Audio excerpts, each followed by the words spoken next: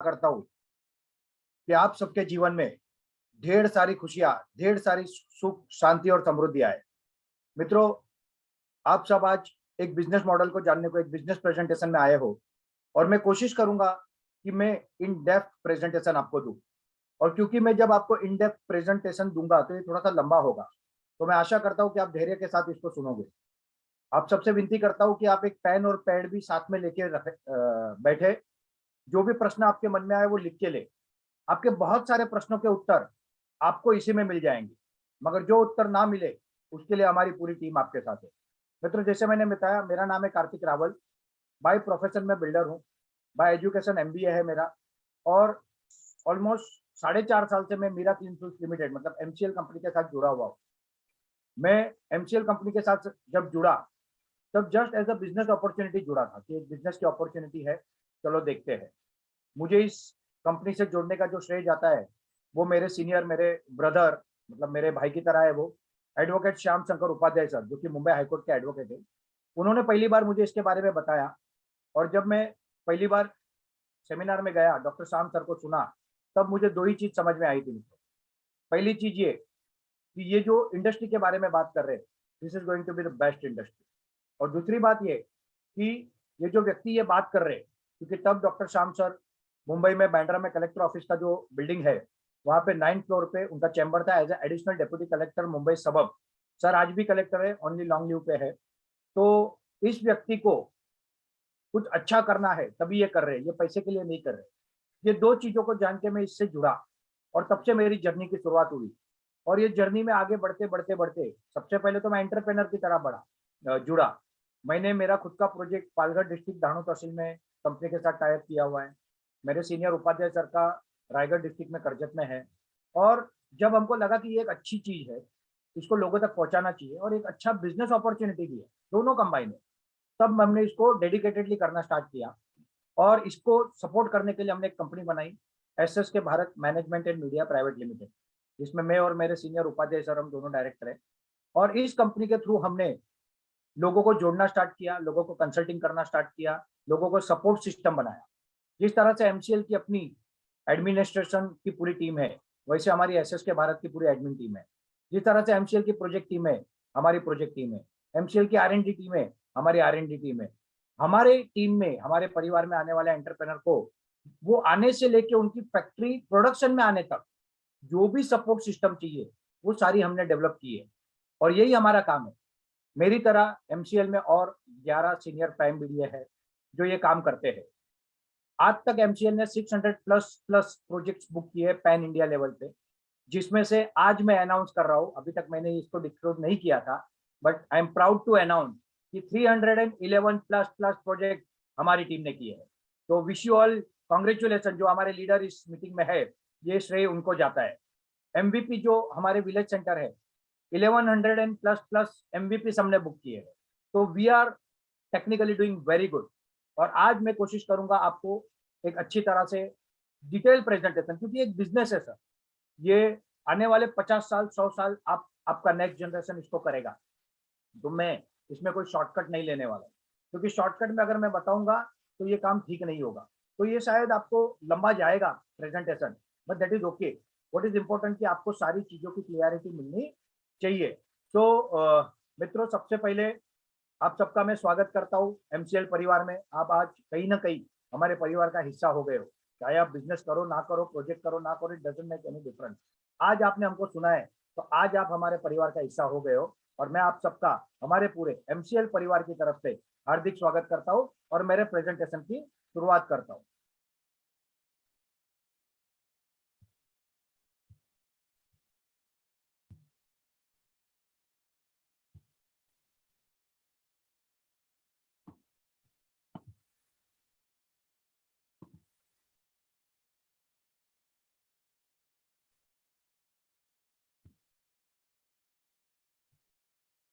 Good morning दोस्तों। ये है हमारे प्रेरणा स्रोत doctor APJ Abdul Kalam sir. कौन नहीं जानता इनको। Doctor APJ Abdul Kalam sir वो विभूति है जिनको इंडिया ही नहीं, भारत ही नहीं, पूरी दुनिया के लोग जानते हैं। Doctor APJ Abdul Kalam sir के शब्द है, all birds find shelter during a rain, but eagle avoid rain by flying above the clouds. Problem are common, but attitude makes the difference. इसका मतलब यह है कि जब बारिश आती है, तूफान आता है, तब सारे पंछी अपने घरोंदों में जाके छुप जाते हैं, बट एक पंछी होता है जिसे हम कहते हैं बाज, वो बादलों के ऊपर उड़ के अपनी उड़ान जारी रखता है। इसी तरह से बाज की सोच रखने वाले लोगों के लिए एमसीएल ये अपॉर्चुनिटी लाया है। प्रॉब्लम्स हर व्यक्ति के जीवन में आते हैं और हर एक के अपने अपने अलग अलग प्रॉब्लम्स होते हैं, बट उसको देखने का जो नजरिया होता है ना आपका, वो आपको डिफरेंट बनाता है। और ऐसे डिफरेंट नजरिए वाले लोगों के लिए ये एक मौका है। Welcome to renewable oil and gas sector by Meera clean fuels limited to save our mother earth by replacing killer fossil fuel by clean biofuel. मित्रों, हमारी कंपनी का नाम है Meera clean fuels limited. Meera clean fuels limited ये Mumbai based limited company है। आज तो public limited कह सकता हूँ, बट अभी हम स्टॉक मार्केट में लिस्टेड नहीं है, इसलिए हम इसको लिमिटेड कहते हैं, बट शेयर्स हमारे पब्लिक में है। मित्रों, हमारी कंपनी का हेड ऑफिस दादर में है, दादर ईस्ट में स्वामीनारायण मंदिर है, वहां पे हमारी एक बैक ऑफिस है, एक हमारी न्यू ऑफिस है और एक हमारी हेड ऑफिस है। और रजिस्टर्ड ऑफिस जो है वो हमारा एक पुराना एड्रेस है। तो ये कंपनी 2012 में एस्टेब्लिश हुई। उस समय पे 1 करोड़ ऑथोराइज शेयर कैपिटल था, फिर आज उसको बढ़ा के 100 करोड़ ऑथोराइज शेयर कैपिटल की एक कंपनी है। 2012 में ये कंपनी बनाई डॉक्टर श्याम सर ने अपनी माता जी के नाम पे, बट हमने इसमें बिजनेस नहीं स्टार्ट किया, तब सर ने R&D स्टार्ट किया था, और वो जर्नी में आगे आपको बताऊंगा। आज धरती माता का जो प्रॉब्लम है प्रदूषण का, बाकी के, उसका जो सॉल्यूशन है वो हमारा बिजनेस है। Opportunity for entrepreneur to enter into $1 trillion third and fourth generation biofuel sector in sunrise period. मित्रों, आज की दुनिया का सबसे जो बड़ा उद्योग है वो है ऑयल एंड गैस इंडस्ट्री। अभी यूक्रेन वॉर चल रहा है, ऑयल, क्रूड ऑयल अगर थोड़ा भी बढ़ता है तो हमारे देश में तहलका मच जाता है। तो ये जो दुनिया की सबसे बड़ी और सबसे महत्वपूर्ण इंडस्ट्री है वो है ऑयल एंड गैस इंडस्ट्री। और ये ऑयल एंड गैस इंडस्ट्री अब रिप्लेस होके होने जा रही है renewable oil and gas industry. और इस इंडस्ट्री में थर्ड एंड फोर्थ वर्ल्ड की सबसे एडवांस टेक्नोलॉजी के साथ सनराइज पीरियड मतलब सूर्योदय के समय में आप सबके पास ये मौका आया है। मित्रों, सनराइज पीरियड मतलब क्या? जब कोई इंडस्ट्री नहीं आती है और वो अपनी इंडस्ट्री में अच्छा काम करती है और उस इंडस्ट्री से जो जुड़ता है, they automatically become big. For example, जब सॉफ्टवेयर इंडस्ट्री आई, कंप्यूटर्स आए, तब भारत के लोग कहते थे हमारे यहाँ पे कंप्यूटर वगैरह चलने वाला नहीं, हमको तो पेन पेपर लेके लिखने की आदत है। मगर आज का सिनेरियो क्या है दोस्तों, पता है ना आपको? उस समय जिन्होंने इसको समझा और जो उस इंडस्ट्री में आए, दे बिकम बिग। वो इन्फोसिस और विप्रो हो गए। उसी तरह से ऑयल एंड गैस इंडस्ट्री की आज सूर्योदय का समय है। अभी ये पूर्ण रूप से सूर्य उगा नहीं है, तो आज अगर आप इससे जुड़ोगे तो आने वाले 5 से 10 साल में you will also become a giant. और ये मौका आपके पास आया है। मित्रों, ये हमारी टीम है। क्योंकि doctor Shyam sir additional deputy collector है, तो उनकी मदर मीरा शिवाजी गोलप मैडम के नाम पे कंपनी है। हमारे सेकंड डायरेक्टर ऑन बोर्ड है डॉक्टर लवेश यादव, MBBS डॉक्टर है, सुपर स्पेशलिटी सर्जन है, डॉक्टर श्याम सर के बचपन के मित्र है, वो हमारे डायरेक्टर है। Miss Prachi Dhole madam executive director है। Prachi ma'am technically junior scientist रहे हैं और बहुत जबरदस्त उनका अनुभव है और गोल्ड मेडलिस्ट है उनके अपने फील्ड में। हमारे वाइस प्रेसिडेंट है मंगेश सेलार सर, जो अभी सारा एडमिन से रिलेटेड चीजें देखते हैं, इज मास्टर। जब आप लोगों का इंटरेक्शन इससे होगा तब आपको पता चलेगा कि ये किस तरह के जीनियस है। अगर श्याम सर के बारे में बताओ तो डॉक्टर श्याम सर महाराष्ट्रियन एक मध्यम वर्गीय परिवार में उनका जन्म हुआ। अनफॉर्चुनेटली उन्होंने अपने पिताजी का साया बहुत बचपन में खो दिया। उनकी माताजी ने बहुत संघर्ष करके उनको बड़ा किया, और तब से डॉक्टर श्याम सर को एक चीज पता थी कि अगर हम पढ़ेंगे ना तो कुछ होगा, अगर अच्छी पढ़ाई नहीं करेंगे तो कुछ नहीं होगा। और उन्होंने बहुत अच्छी पढ़ाई की और MBBS डॉक्टर बने। MBBS डॉक्टर बनने के बाद महाराष्ट्र में नंबर 1 जो मेडिकल कॉलेज मानी जाती है KEM हॉस्पिटल की, वहां से MD गायनेक में नंबर 1 आए। उसके बाद उनके पास मौका था अमेरिका जाना, MD गायनेक में स्पेशलाइजेशन करना और एक अच्छी जिंदगी जीना। मगर डॉक्टर श्याम सर को लगा कि नहीं, मुझे देश के लिए कुछ करना चाहिए, और उन्होंने तब IAS IPS की तैयारी शुरू की। जब उन्होंने IAS IPS की तैयारी शुरू की, उस समय पे एक सेमिनार था ग्लोबल वार्मिंग सब्जेक्ट पे, और वो सेमिनार लेने तब के हमारे राष्ट्रपति doctor APJ Abdul Kalam sir और उनके वैज्ञानिकों की टीम आई थी। उस सेमिनार में रिन्यूएबल फ्यूल के बारे में जो कुछ कहा गया, उससे डॉक्टर श्याम सर को लगा ये मेरे जीवन का लक्ष्य है। और तब से लेके आज तक जीवन के 20 साल एक ही विषय को उन्होंने दिया और पूरा जीवन आज उसको समर्पित किया। डॉक्टर श्याम सर ने आज तक शादी नहीं की। उनका मानना है कि पहले मुझे ये करना है क्योंकि ये देश के लिए जरूरी है, किसानों के लिए जरूरी है। ऐसा एक व्यक्तित्व, ऐसे एक लीडर हमको मिले हैं और डॉक्टर श्याम सर के कारण ये अपॉर्चुनिटी आपके पास आई है। ये हमारी फ्रंट टीम है, हमारी बैक टीम इंडिया के टॉप मोस्ट साइंटिस्टों का ग्रुप है और ये हमारा ताकत है क्योंकि टेक्नोलॉजी साइंटिस्ट बनाते, बिजनेसमैन नहीं बनाते। तो we are the best in technology. मित्रों, दुनिया के दुनिया का जो सबसे बड़ा प्रॉब्लम है वो है ग्लोबल वार्मिंग और भारत के 3 बड़े प्रॉब्लम है, इनफैक्ट 4 बड़े प्रॉब्लम है। पहला प्रॉब्लम है वेस्ट, दूसरा है एम्प्लॉयमेंट, तीसरा है किसानों की समस्या और चौथा है इकोनॉमिकल प्रॉब्लम। ये चारों के बारे में मैं शॉर्ट में बताऊंगा। मित्रों, आज वैज्ञानिक ऐसा कहते हैं कि अगर वैश्विक तापमान 2 डिग्री टेम्परेचर बढ़ गया तो हम ऐसे कालखंड में आ जाएंगे जहां से रिवर्स होना नामुमकिन होगा और धीरे धीरे पृथ्वी का नाश होगा। और इसका जो प्रमुख कारण है वो है वातावरण में प्रदूषण और ये प्रदूषण का प्रमुख कारण है वो है आज का ईंधन। तो हमारा काम क्या है, इस ईंधन को रिप्लेस करना क्लीन ईंधन से और दुनिया को, धरती माता को इस ग्लोबल वार्मिंग की समस्या से बचाना। और यही हमारा बिजनेस भी है और इसी के अंदर हमारी सोशल एक्टिविटी भी बाय डिफॉल्ट होती है। दूसरा देश का सबसे बड़ा प्रॉब्लम क्या है मित्रों, आज हम अगर किसी को पूछेंगे हम भारत में कितनी जनसंख्या है तो लोग कहते हैं 136 करोड़, बट हम 140 करोड़ हो चुके हैं। हर साल लाखों बच्चे एजुकेशन करके डिग्रियां लेके आते हैं, मगर उनको जितना एम्प्लॉयमेंट चाहिए उतना एम्प्लॉयमेंट हमारे पास नहीं है क्योंकि हमारी एग्जिस्टिंग इंडस्ट्री, उसका एक सेचुरेशन लेवल आ गया है, चाहे वो सर्विस इंडस्ट्री हो चाहे वो मैन्युफैक्चरिंग इंडस्ट्री हो। इसके कारण हमारे युवाओं को रोजगार नहीं मिल रहे और युवा शहरों की तरफ जाते हैं अपने माँ बाप को छोड़ के, अपने परिवार को छोड़ के, अपने अच्छे अच्छे घरों को छोड़ के। बहुत लोग भारत में नहीं पाते तो विदेशों में जाते अपने परिवार को छोड़ के। तो ये समस्या हमारी है, इसको दूर करना जरूरी है। और इसको दूर कब करोगे, जब पूरी की पूरी एक नई इंडस्ट्री आएगी और वो नई industry renewable oil and gas industry आ रही है क्योंकि ये इंडस्ट्री भारत में है ही नहीं। आज आप कहोगे कि ऑयल एंड गैस तो हमारे यहाँ मिलता है, यस, वी आर इम्पोर्टर। हम हमारा ईंधन इंपोर्ट करते हैं और उसको मार्केटिंग करने वाली कंपनियां भारत में है। ओएमसी कंपनी कहते हैं, oil marketing company, Bharat petroleum, Hindustan petroleum, Reliance, बाकी लोग। और इससे क्या होता है कि हम सिर्फ मार्केटिंग करते, प्रोडक्शन नहीं करते। मगर जब हम प्रोडक्शन करेंगे तो 3 से 5 करोड़ युवाओं को, इंजीनियर्स अलग अलग प्रकार के, एमबीए, सीए, सीएस, उसके अलावा लॉयर्स, उसके अलावा आपके टर्नर, फीटर, इलेक्ट्रिशियन, 3 से 5 करोड़ लोगों का रोजगार निर्माण होना। दूसरा, हम जो प्रोजेक्ट लगा रहे हैं वो तालुका वाइज लगा रहे हैं, तो अपने तालुका में अपना प्रोजेक्ट, वहीं पे नौकरी। कोई क्यों अपना घर छोड़ के जाएगा, कोई क्यों अपने माता पिता को, परिवार को छोड़ के जाएगा। ये हमारा मिशन है। तो युवाओं को बहुत बड़ी मात्रा में रोजगार मिलेगा, माइग्रेशन की समस्या का इससे निवारण होगा। दूसरी बड़ी समस्या है किसानों की समस्या। मित्रों, ग्लोबल वार्मिंग की इफेक्ट बढ़ती जा रही है, उसके कारण कहीं पे कभी बाढ़ आ जाती है, कहीं पे दुष्काल पड़ता है, कहीं पे जंगल के जंगल जल रहे, आग लगी है। कभी क्रॉप ज्यादा आता है तो भाव नहीं मिलता, कभी क्रॉप कम आता है तो पैसा नहीं निकलता। अनेक समस्या है किसानों की और किसान इससे कंटाल के धीरे धीरे जब हारता है, थकता है, तब गलत राह चुनता है, वो होता है आत्महत्या। नहीं तो हमको किसानों को आधार देना है और वो आधार हम कैसे देंगे। हमारे जो प्रोडक्ट है उसका जो मेन रॉ मटेरियल है बायोमास, वो हमको किसान देगा और ये होगा नेपियर ग्रास। ये नेपियर ग्रास गन्ने की तरह लगाया जाता है, इसकी स्टिक लगती है। ये एक बार लगाने के बाद 8 साल तक चलता है और इसको पहला कटिंग आपको 3 महीने में मिलता है, फिर 1.5 से 2 महीने में मिलता है। पर एकड़ पर ईयर हम 150 से 250 टन क्लेम करते हैं। बट हमारे एक उद्योजक है जो कि पंढरपुर में है, उन्होंने एक नर्सरी बनाई है, मिस्टर भीमराव कोंडुबेरी सर, जो कि रिटायर एग्रीकल्चर ऑफिसर है।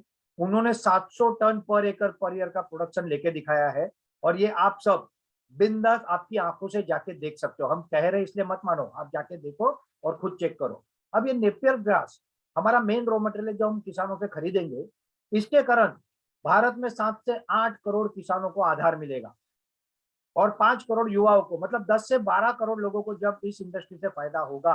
मैं ये नहीं कह रहा हूँ कि सिर्फ एमसीएल, मैं पूरी इंडस्ट्री की बात कर रहा हूँ। तो इंडस्ट्री के कारण जब आधार मिलेगा तब एक व्यक्ति के ऊपर एवरेज 4 लोगों का परिवार निर्भर होता है, तो 40 से 50 करोड़ लोगों को इसका फायदा होगा और it is going to be a revolution. और इसलिए हम एमसीएल को बिजनेस नहीं कहते, एमसीएल मिशन को हम क्रांति कहते हैं। For us it is a revolution. इसको हम 1000 रुपए टन से किसानों से खरीदेंगे, शुरुआत में कुछ किसानों से खरीदेंगे, फिर बहुत किसानों से खरीदेंगे और उसके कारण सबका भला होगा। वेस्ट प्रॉब्लम की अगर बात करें, कचरा, आज कचरे को जो सॉल्यूशन है उसके लिए हमको करोड़ों अरबों रुपए खर्च करने पड़ रहे हैं। बट आज ऐसी टेक्नोलॉजी डेवलप हो गई है जिसमें हर प्रकार के बायोमास, बायोवेस्ट से बायो सीएनजी और बायो फर्टिलाइजर और हर प्रकार के इनऑर्गेनिक वेस्ट से डायरेक्टली क्रूड ऑयल बनाया जा सकता है।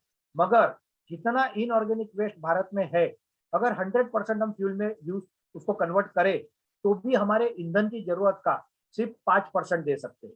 तो इसमें कचरे का सॉल्यूशन तो होगा मगर फ्यूल का सॉल्यूशन नहीं होगा। और इसलिए हमारा मेन जो होगा वो बायोमास, बायोवेस्ट वेस्ट होगा, बट वो भी सफिशिएंट नहीं मिलेगा।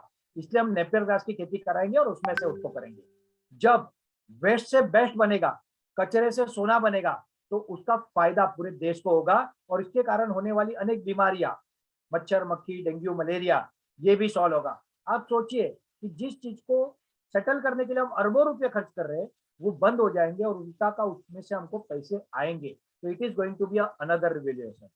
मित्रों, इकोनॉमी की बात करें, भारत आज बहुत अच्छा कर रहा है।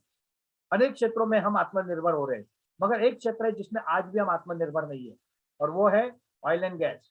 हम हमारी जरूरत का 82%, 82% ईंधन इंपोर्ट करते हैं और इसमें जो हमारे पैसे जाते हैं हर साल वो है 8 लाख करोड़ भारतीय रुपये। अगर ये पैसे हम बचा ले, और क्योंकि रॉ मटेरियल कौन देगा? किसान देगा, तो पैसे किसके घर में जाएंगे? किसान के घर में जाएंगे। तो किसान की भी अपनी जरूरत है, उसे अनाज चाहिए, कपड़े चाहिए, बर्तन चाहिए, किसान उसके लिए खर्च करेगा। और ये 8 लाख करोड़ अगर हमारी इकोनॉमी में घूमेंगे 8 से 10, 12 बार, तो it can create a $1 trillion economy. और इसके साथ साथ हम जो ऑर्गेनिक का जो इंडस्ट्री डेवलप करने वाले, तो भारत को $5 ट्रिलियन इकोनॉमी अगर बनाना है तो एकमेव इंडस्ट्री ये है। और भारत में इकोनॉमिकल क्रांति इस इंडस्ट्री के कारण आ सकती है। मित्रों, आज का अगर आप परिस्थिति देखो तो आज भारत अगर ऑयल एंड गैस में आत्मनिर्भर नहीं हुआ तो भविष्य में हमको बहुत सारी समस्या आ सकती है। उसका निवारण भी इसमें ही है। तो मित्रों, दुनिया का ऐसा कोई बिजनेस जिसमें आपको ग्लोबल वार्मिंग की समस्या का सॉल्यूशन, जिसमें आपको वेस्ट का सॉल्यूशन, किसानों का समस्या का सॉल्यूशन, युवाओं के रोजगार का सॉल्यूशन और इकोनॉमिकल सॉल्यूशन, ये सारा किसी एक इंडस्ट्री में आता होगा ना, तो वो इंडस्ट्री है ऑयल एंड गैस इंडस्ट्री। ये सरकार भी जानती है और ये दुनिया भी जानती है। और इसीलिए 2016 में एक पेरिस एग्रीमेंट, पेरिस में कॉन्फ्रेंस हुई और आगे जाके 196 कंट्री ने उस एग्रीमेंट को साइन किया, जिसमें सारे दुनिया के देशों ने निर्धारित किया कि हमको हमारा प्रदूषण कम करना है। और जो देश ये करेंगे उनको बहुत सारा फंड देने की व्यवस्था इस एग्रीमेंट के थ्रू हुई। भारत का जो इसमें टारगेट है वो ये है कि 2005 में हम जितना प्रदूषण करते थे उससे 35% कम करना है। 2005 से 35%, तो आज तो 2022 चल रहा है, तो अब हमको कितना कम करना है? अगर हम ये कम करेंगे तो हमको बहुत सारे बेनिफिट मिलेंगे, नहीं करेंगे तो प्रॉब्लम आएगा। और इसीलिए गवर्नमेंट ऑफ इंडिया इसको पूरा का पूरा समर्थन दे रही है और ये सॉल्यूशन हमारे पास है। The solution is renewable oil and gas industry. और गवर्नमेंट ऑफ इंडिया ने 2018 में बायोफ्यूल पॉलिसी बनाई, इसके रूल्स, रेगुलेशन, पॉलिसी सब कुछ क्लियर कर दिया। और सरकार कहती है किसानों को कि आप इसको करो। मैं यहाँ पे कुछ वीडियो आपको नहीं दिखा रहा हूँ क्योंकि समय की मर्यादा रखना चाहता हूँ। नहीं तो आप अगर यूट्यूब पे जाओ और गडकरी जी के वीडियो देखो, या हमारा और एक वीडियो प्रेजेंटेशन है वो आप हमारे बीडीए, हमारे जो कंसल्टेंट है उनसे मंगा के आप देखो, तो उसमें पता चलेगा कि सरकार इसके ऊपर कितनी जागरूक है और कितना काम कर रही है। बायो सीएनजी की जो पॉलिसी है उस पॉलिसी को कहते हैं सतत, sustainable alternate towards affordable transport. और गवर्नमेंट ऑफ इंडिया कहती है कि आप कितना भी बायो सीएनजी बनाओ विद जीएसटी 48 रुपीज 30 पैसे में हम बायबैक करेंगे। मगर ये तब की रेट है जब 50-55 रुपए में सीएनजी बिकता था। आज 80, 90, 100 तक सीएनजी चला गया है। आप सोचो, अब उसको भी गवर्नमेंट बढ़ाने वाली है। और अब तो ऐसी पॉलिसी आई है कि जो कंपनियां चाहे वो अपने खुद के फ्यूल पंप सीएनजी के लगा सकती है, जो पहले पॉसिबल नहीं था। तो हम हमारे खुद के फ्यूल पंप लगाने जा रहे हैं और गवर्नमेंट भी पूरे के पूरे समर्थन में इसके है। अब हमारा मॉडल क्या है? जैसे मैंने आपको बताया मित्रों, डॉक्टर श्याम सर एक मध्यम वर्गीय परिवार से आए, बहुत संघर्ष करके उन्होंने अपना जीवन जिया। तो उनको ऐसा लगता था कि मैं हमारे जैसे middle class, upper middle class या किसानों के लिए कुछ करूं। अब ये इतनी बड़ी इंडस्ट्री आई, उनके पास एक चॉइस थी कि वो बड़े लोगों के साथ जाके कर सकते थे, मगर उनको लगा कि किसानों के साथ करते। और किसानों के साथ अगर करना है, कॉमन लोगों के साथ करना है, तो इनको कनेक्ट करना पड़ेगा। तो कनेक्ट कैसे करेंगे? तो उन्होंने सहारा लिया अमूल मॉडल का।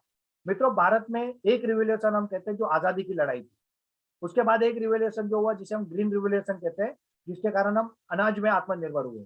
फिर एक रिवोल्यूशन हुआ जिसे हम व्हाइट रिवोल्यूशन कहते हैं। भारत अपने लिए आवश्यक दूध नहीं बनाता था और तब हम दूध का पाउडर इंपोर्ट करते थे।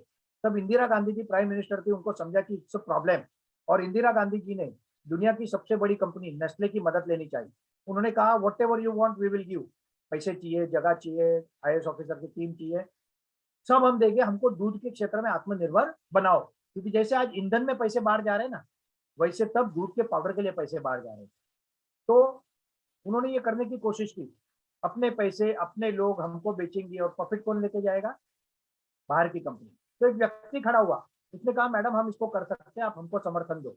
बट तब इसको लगाने की क्या करेगा, तब उस समय में ना मोबाइल थे, ना बड़े फोन की सुविधा थी, इंटरनेट और ये तो कोई था ही नहीं।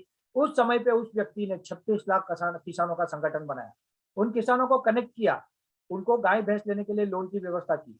उन्होंने जो दूध प्रोडक्शन किया वो उस उन्होंने लिया, उसका पैकेजिंग प्रोसेसिंग किया, ब्रांडिंग किया, बेचा उन्होंने। और that moment is called as Amul movement, Anand milk union limited, doctor Verghese Kurien. इसी मॉडल को डॉक्टर श्याम सर ने लिया लोगों को कनेक्ट करने के लिए। आज हम क्या कर रहे हैं, मेरे माध्यम से दूसरे, दूसरे के माध्यम से तीसरे, तीसरे के माध्यम से आप, ये एक अमूल मॉडल है, ये एक कॉपरेटिव मॉडल है।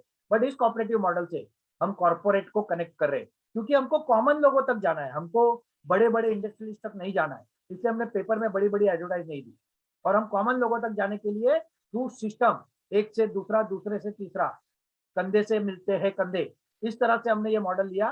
और आज हम पूरे भारत में प्राउड के साथ कह सकते हैं we are the only company, not in India but entire world, जहां पे ऑन सिस्टम 30 लाख किसान जुड़े हुए हैं। तो we have proud of that.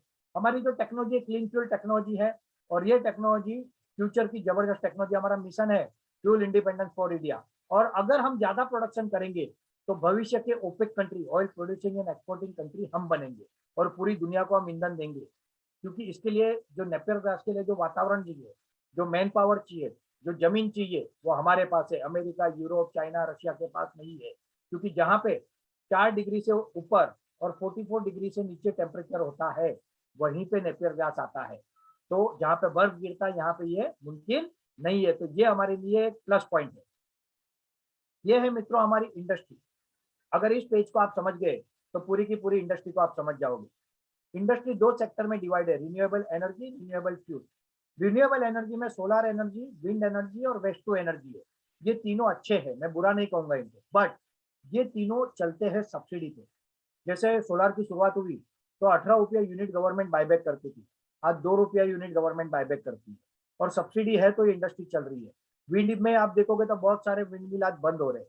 Waste to energy कचरे से बिजली भी सब्सिडी पे है, और इससे ज्यादा इसके जो कंपोनेंट है, इसके जो पार्ट्स है, वो मोर देन 80% हम चाइना से इंपोर्ट करते हैं।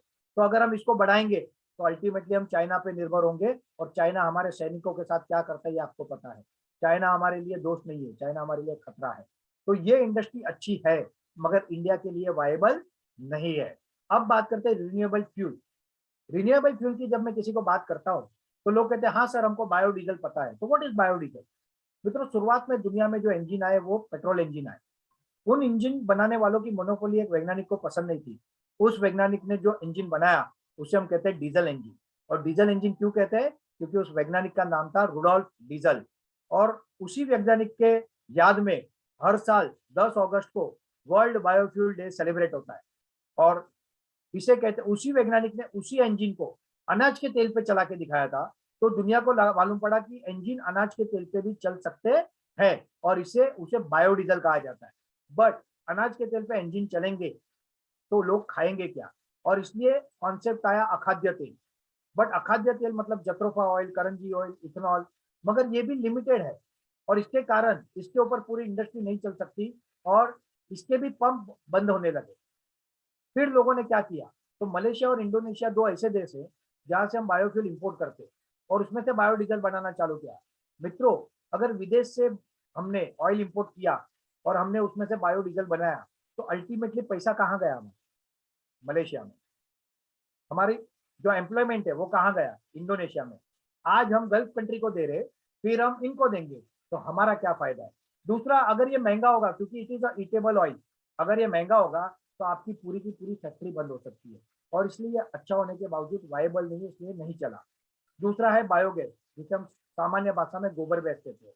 गोबर से गैस बनता है, उस गैस को हम कुकिंग में यूज करते हैं, मगर इसका जो पावर होता है वो इतना कम आता है, नॉर्मल गैस में जो 15 मिनट में होता है, इसमें पौने घंटे में होता है। अब गोबर गैस में से उसको फिल्टर करके उसमें से मीथेन अलग करके उसमें से बायो सीएनजी बनाया जा रहा है। बट गोबर टेक्निकली कंटेंट 90% वाटर और 10% ड्राई मैटर, और जो पानी होता है ना उसमें से गैस नहीं बनता, गैस बनता है ड्राई मैटर से। तो ड्राई मैटर ही 10% है, तो डेफिनेटली आउटपुट भी उसका कम आएगा। उससे एडवांस टेक्नोलॉजी है प्लास्टिक टू पेट्रोल। देखो, plastic is basically a petroleum product, और उसको फिर से आप गर्म करते हो, उसको फिल्टर करते हो, तो उसमें से पेट्रोल अलग कर सकते हो। मगर कितना टन प्लास्टिक लाओगे तो कितना पेट्रोल बनोगे? और अभी तो गवर्नमेंट प्लास्टिक को भी बैन कर रही है। तो ये प्लास्टिक का सॉल्यूशन है, फ्यूल का सॉल्यूशन नहीं है। फ्यूल का सॉल्यूशन है हमारी industry, bio CNG and crude oil MCL technology. Bio CNG from all type of biomass and organic waste, crude oil from all type of inorganic waste except debris, metal and glass. सबसे पहले inorganic की बात करता हूँ मित्रों। तीन चीज, मट्टी, मेटल मतलब धातु, और ग्लास मतलब कांच, ये तीन चीज को छोड़ के आप कुछ भी दो, मतलब क्या? Plastic, rubber, leather, fibre, thermocol, लकड़ा, कपड़ा, एनीथिंग एक रिएक्टर है, unique reactor, high pressure high temperature machine. इसमें वो बैच वाइज जाता है और 20 मिनट में 4 टन वेस्ट को डायरेक्टली क्रूड ऑयल में कन्वर्ट करता है। इस क्रूड ऑयल को हम रिफाइन करते हैं, उसमें से petrol, diesel, naphtha, kerosene oil, और जो वेस्ट होता है बिटुमेन मतलब डामर निकलता है। और ये टेक्नोलॉजी भी हमारे पास है, मगर ये छोटे स्केल पे वायबल नहीं है, इसलिए इसको हमने सेकंड स्टेज में रखा है। और ये अगर 100% जैसे मैंने आगे बता कन्वर्ट करेंगे तो भी हमारी ईंधन की जरूरत के 5% ही हमको मिलेगा। तो अभी जो हमारा फोकस है वो बायो सीएनजी पे है। और वो क्यों है वो बताने के पहले मैं और कुछ आपको बताना चाहूंगा। मित्रों, आजकल दो चीजों की बहुत बात चल रही है, एक है बैटरी मतलब इलेक्ट्रिक व्हीकल, और दूसरा है इथेनॉल। पहले बैटरी को समझते हैं। इलेक्ट्रिक व्हीकल ये फ्यूचर है ऐसा लोग कहते हैं। मित्रों, इलेक्ट्रिक व्हीकल अगर फ्यूचर है तो अमेरिका, यूरोप आज तक पेट्रोल और डीजल की गाड़ियां क्यों बना रहे? उन्होंने बंद कर देनी चाहिए थी। भारत भी कहता है कि हम पेट्रोल डीजल बंद करेंगे और ईवी पे आएंगे। मुझे ये बताइए मित्रों, क्या आज भारत में हर कोने में सफिशिएंट इलेक्ट्रिसिटी है क्या? मगर मैं मानता हूं कि आने वाले 4 साल 5 साल में हो जाएगी। मगर वो बनती कैसे? वो कोयले से बनती है। 70% of electricity in India is produce from coal, कोयले से बनती है। और कोयला क्या है? कोयला भी तो प्रदूषण करता है। कोयले को निकालने के लिए आप कहाँ से निकालोगे? खदानों से निकालोगे। और ये जो खदानें हैं ये बड़े बड़े जंगलों पे नीचे है, तो पूरे जंगलों का आप नाश करोगे। तो ईवी के लिए जो एनर्जी बनानी पड़ेगी, जितनी ज्यादा एनर्जी बनाओगे उतना ज्यादा यहाँ पे बैटरी के रूप में पर्यावरण को फायदा होगा, बट वहां पे तो नुकसान होगा कि वो तो प्रदूषण वाला है। अगर आप न्यूक्लियर पावर प्लांट पे जाते हो तो वो हमारे देश में विरोध हो रहा है, होंगे तो भी बहुत टाइम लगेगा। दूसरा, इसके लिए जो चार्जिंग टाइम है वो आज 2-3 घंटा है। हमारे लोग पेट्रोल पंप पे 5 मिनट रुकने को तैयार नहीं है, तो 2-3 घंटा कैसे रुकेंगे? मगर मैं मानता हूँ कि इसकी टेक्नोलॉजी एडवांस होगी और आने वाले समय में 5-10-15 मिनट में ये चार्ज हो जाएंगे, मैं ये भी मानता हूँ। मगर फिर भी आज ऑन रोड 15 करोड़ गाड़ियां, इसमें से लाखों करोड़ों गाड़ियां सीएनजी की है, पेट्रोल की है, डीजल की है। इसका आप क्या करोगे? जितनी देर से मैं आपसे बात कर रहा हूँ ना, आज गुड़ी पड़वा है, इतनी देर में भारत में हजारों गाड़ियां बुकी होंगी। ये गाड़ियों को क्या ईंधन दोगे? इनकी 15-20-25 साल की लाइफ है, इसको क्या देंगे? अब ब्रिटिश पेट्रोलियम, जिन्होंने रिलायंस के साथ भारत में 5,000 फ्यूल पंप लगाने का कॉन्ट्रैक्ट किया है, उन्होंने भारत में एक सर्वे किया और उनका ऐसा कहना है कि बाय 2050 भारत के 32% व्हीकल ईवी होंगे और 68% व्हीकल जो होंगे वो होंगे अल्टरनेट फ्यूल। और उसमें मेन फ्यूल तो क्या होगा आपको पता ही है, बायो सीएनजी, क्योंकि पेट्रोल डीजल तो बंद ही करना है। मित्रों, बैटरी, ये जो बैटरी है ना, इसका वर्ल्ड वाइड जो रॉ मटेरियल चाहिए, कोबाल्ट और बाकी धातु, ये भी चाइना कंट्रोल करता है। बैटरी आज चाइना से आती है। अभी पिछले 3-4 दिन में अगर आपने न्यूज में देखा होगा तो कुछ ईवी व्हीकल को आग लग गई। मैं उसको नेगेटिव नहीं, हो सकता है कहीं फॉल्ट हो, मैं इंडस्ट्री को बुरा नहीं कहना चाहता, बट अभी इसकी परीक्षा बाकी है। पहली बार जब आप बैटरी व्हीकल लेते हो ना, तब पर किलोवाट बैटरी पे गवर्नमेंट सब्सिडी देती है। मगर दूसरी बार जब आप बैटरी उसको रिप्लेस करोगे, क्योंकि आपकी गाड़ी में अगर आज बैटरी है, नॉर्मल गाड़ी में उसकी लाइफ कितनी है? 4-5 साल, तो इसकी भी लाइफ होगी ना। और जब आप रिप्लेस करोगे तब वो 5-7 लाख की अगर बैटरी आएगी, मुझे बताओ कौन लगाएगा? तो इसकी अभी परीक्षा बाकी है और ये अभी बहुत लंबा विषय है। कुछ 2-5% जरूर होगा अल्टरनेट फ्यूल, उसमें बैटरी भी होगी, ऐसा नहीं कि जीरो होगा, बट ये मेन कोर हमारा जो इंडस्ट्री है वो नहीं होने वाली। दूसरा बात करें इथेनॉल, गवर्नमेंट अब कह रही है कि फ्लेक्स इंजन बनाएंगे और इथेनॉल का प्रोडक्शन करेंगे। यस, इथेनॉल डेफिनेटली एक फ्यूल रहेगा क्योंकि वो वेस्ट से बनता है। गवर्नमेंट ऑफ इंडिया का टारगेट है 2025 तक 20% पेट्रोल में इथेनॉल ब्लेंडिंग करना। 2025 तक 20% तक पेट्रोल में इथेनॉल को ब्लेंडिंग करना, मतलब इथेनॉल का प्रोडक्शन आज हमारे पास नहीं है, करेक्ट। और अगर इसको बढ़ाएंगे तो उसको टाइम लगेगा। समझो फ्लैक्स इंजन की गाड़ियां 6 महीने में आई, वो बिकेगी, उसका टेस्टिंग होगा, वो सक्सेस होगी, 10 15 20 साल का प्रोसेस है। मगर आज अगर आप गाड़ी लेके आओगे और इथेनॉल अगर मार्केट में नहीं है सफिशिएंट मात्रा में, तो फिर अल्टीमेटली आप इसको किस पे चलाओगे? पेट्रोल पे। तो क्या फायदा हुआ मित्रों? तो इथेनॉल की गाड़ी पेट्रोल पे भी चलती है, और जो पेट्रोल पे गाड़ी चलती है ना, वो सीएनजी पे भी चलती है। तो व्हाट इज इंपॉर्टेंट इज कि we have the best sector. Ethanol भी कुछ पार्ट ऑफ बिजनेस जरूर होगा, भारत के फायदे का है, भारत के हित का है, मगर जितना हम इथेनॉल का सुन रहे हैं ना, उतना सक्सेसफुल भी वो नहीं होने वाला है। 4.5 साल इस इंडस्ट्री में बिताने के बाद में ये एक कॉन्फिडेंस के साथ कह सकता हूँ। तीसरा है हाइड्रोजन फ्यूल सेल। अब कल एक गडकरी जी अच्छी गाड़ी हाइड्रोजन फ्यूल सेल की लेके गए थे संसद में, और उसका उन्होंने एक डेमो दिखाया। अभी ये भी R&D स्टेज पे है, अभी इसको समय आने को। मगर हाइड्रोजन फ्यूल, फ्यूल के सेल, सेल होते हैं ना, अब ये सेल में क्या होता है? आगे धातु, मेटल, ये कहां से आता है? जमीन, और जमीन के ऊपर क्या है? जंगल। जितने ज्यादा सेल बनेंगे उतना ज्यादा आपका धरती का नुकसान ही होगा, फायदा नहीं होगा। But hydrogen fuel cell definitely भविष्य का ईंधन है, मगर 2030 40 50 के बाद। मगर वो कितना सक्सेस होगा वो भी अभी सब्जेक्ट टू है। तो अभी हम क्या कर रहे हैं? अभी हम कर रहे हैं, और ये इंटरनेशनल ट्रेंड है बायोफ्यूल का। आप सबसे ऊपर देख सकते हो, यूएस, फिर ब्राजील, फिर जर्मनी, फिर China, Argentina, France, Indonesia, Canada, Thailand, पहले 10 में भी भारत नहीं है। जबकि सबसे पहले बायोफ्यूल हमने शुरू किया, भारत ने शुरू किया, बट अब पहले 10 देशों में नहीं, हमको लाना है यहाँ पे। अब हम क्या कर रहे हैं? जैसे मैंने बताया, हम बायो सीएनजी बना रहे हैं। बायो सीएनजी ये भविष्य का ईंधन है, और ये ऑलरेडी भारत में बन रहा है। बहुत सारी कंपनियां, आप गूगल सर्च करोगे तो प्राज इंजीनियरिंग है, एग्रोगैस है, प्राइमो है, आपका महसाना डेयरी है, ऐसी बहुत सारी कंपनियां इस पे बना रही है, सबकी अपनी अपनी टेक्नोलॉजी है।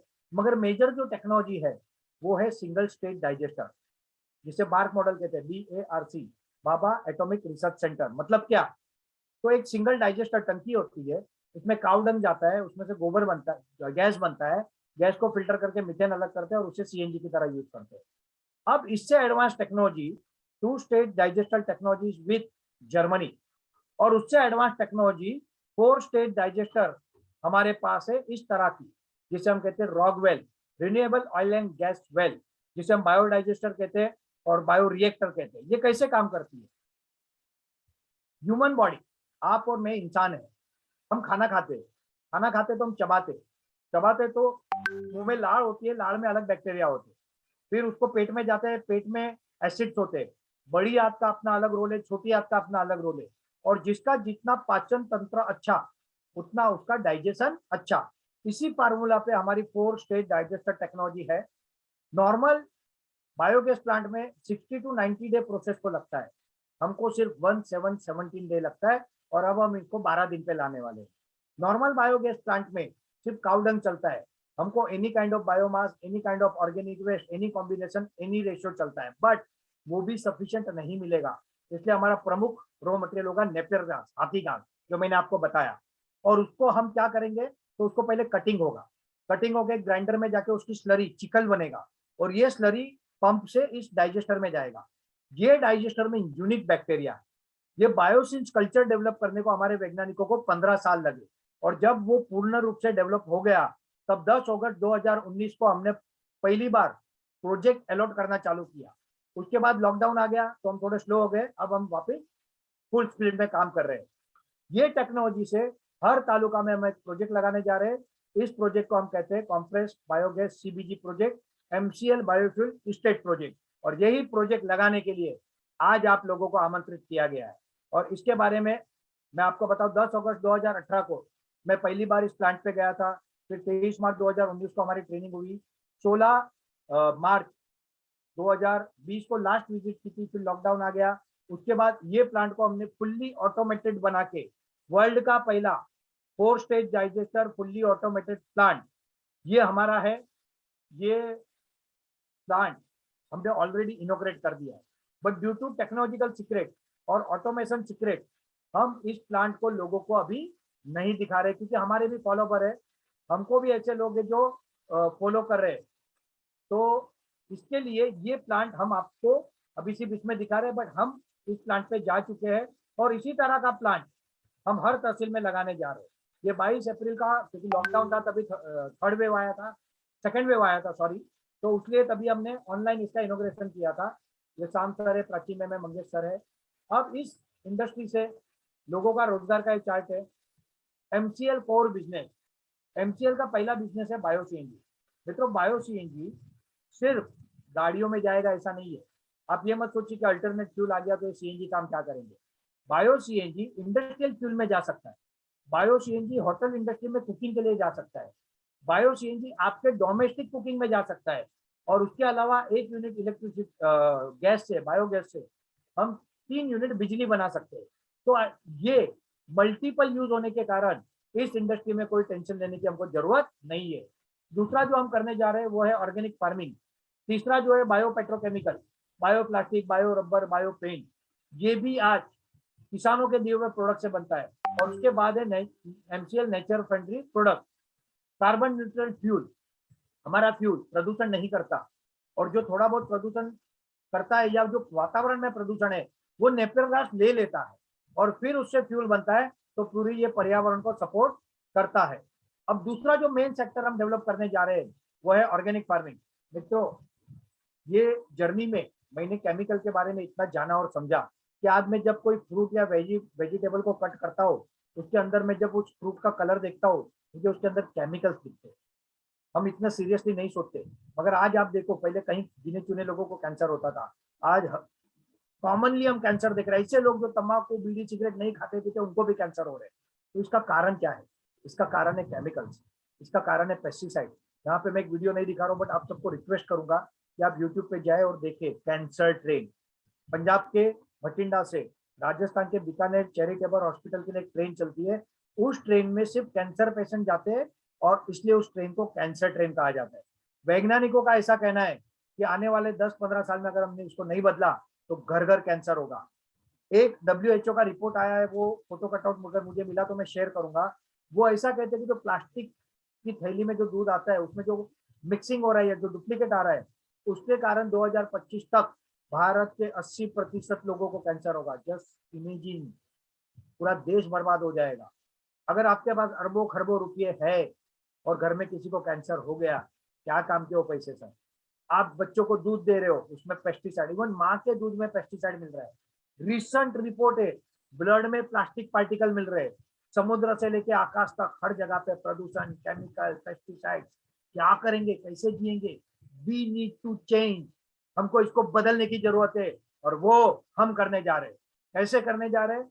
आज किसान ये जानता है, आप में से कई लोग किसान होंगे, आप जानते हो कि केमिकल कितना हानिकारक है, बट मजबूरी है, प्रोडक्शन नहीं आएंगे तो क्या करेंगे? तो उसके ऑर्गेनिक में जाने के लिए एक सपोर्ट सिस्टम चाहिए। वो सपोर्ट सिस्टम एमसीएल दे रहा है। प्लस अच्छी क्वालिटी का बायो फर्टिलाइजर चाहिए with rich carbon content, organic carbon content. हमारी फैक्ट्री से एक तो बायो सीएनजी तो बनेगा ही बनेगा, दूसरा बनेगा बायो फर्टिलाइजर, और इसमें बायो कार्बन जो होगा वो 15 से 30% मतलब सुपर रिच, और बाकी चीजें एनपीके में जो होती है वो। तो इसके कारण प्रोडक्शन बहुत अच्छा आएगा। ये हमारे किसानों को जो हम सदस्य बनाने वाले उनको देंगे, उनसे ऑर्गेनिक फार्मिंग कराएंगे।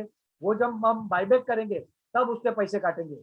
और भगवान ना करे किसी किसान को तकलीफ हुई, प्रॉफिट नहीं हुआ, तो हमको फर्टिलाइजर के पैसे भी नहीं किए, क्योंकि ये कंपनी सिर्फ पैसे के लिए नहीं बनी, ये कंपनी धरती माता के लिए और किसानों के लिए बनी है। और उन किसानों का प्रोड्यूस को हम लेंगे, उसे ऐसे नहीं बेचेंगे। फॉर एग्जाम्पल, आपके यहाँ पे गेहूं होते हैं, वो गेहूं को अगर आप बेचोगे तो 18 रुपए किलो बिके जाएंगे। उसको मुंबई में आप बेचोगे तो 35 रुपए किलो बिकेगा। उसका अगर पैकेजिंग प्रोसेसिंग करके ब्रांड बना के बेचोगे तो 40 रुपए 50 रुपए किलो बेचेंगे। और अगर 2-3 रुपया खर्चा करके आटा बना के बेचोगे तो वही 60 से 70 रुपए किलो बिकेगा। तो ये हम क्यों नहीं कर सकते? ये हमारे किसान क्यों नहीं कर सकते?